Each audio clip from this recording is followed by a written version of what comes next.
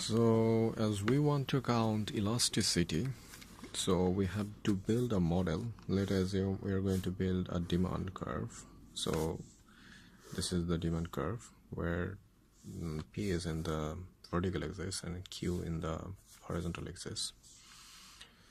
So what we want to do is find out the elasticity of this demand curve. So let us assume two value. Let us assume it's 3, it's 8, and for quantity let us assume it's 7 unit and it's 11 unit. Okay, so this is our value. So we have to find we want to find out the elasticity of this demand curve. So let use it. So we know that elasticity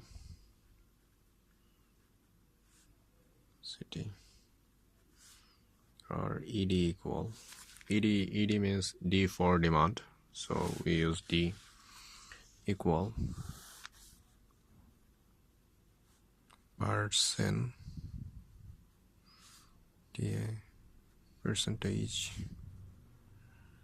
change in QD, this is QD, and divided by percent change in price.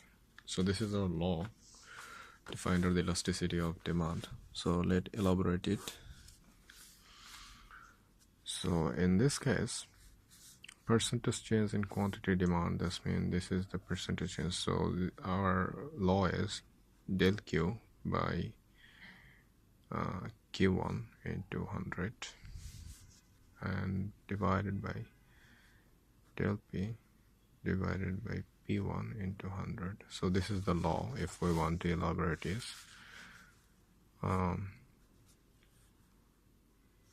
It's something like dq by dp into P1 by Q1. So this is the case, this is the law. So let's use it here. We know P1 is 3, Q1 is 11, and del Q is Q2 minus Q1, which is, let's check it, it's went from, let us assume it risen from here to here. So the quantity demand fall back.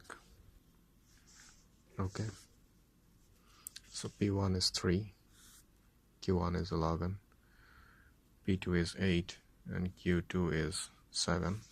So del Q is 7 minus 11, which is minus 4, and del P is P2 minus P1, which is 8 minus 3, significantly 5. So our ED for this curve, we have to count this,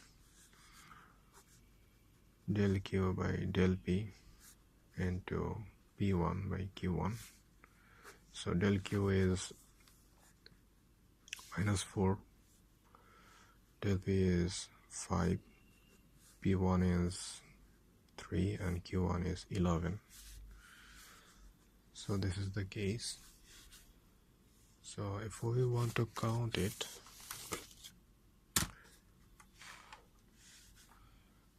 let's count it as 4 into 3 divided by 5 divided by 11. So the elasticity has become negative 0.22. So as the value is, so in this case we can see a negative is already, this negative appeared due to demand curve, as demand curve is downward sloping. So this negative appeared. It's not a great deal. What we have to do is we have to just consider this portion.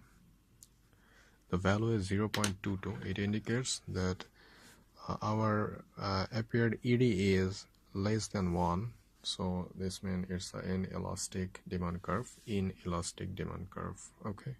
So it is saying it's an inelastic demand curve. This negative indicates that it's a negatively sloped curve, which indicating it's a demand curve. As we know, demand curve is negatively sloped.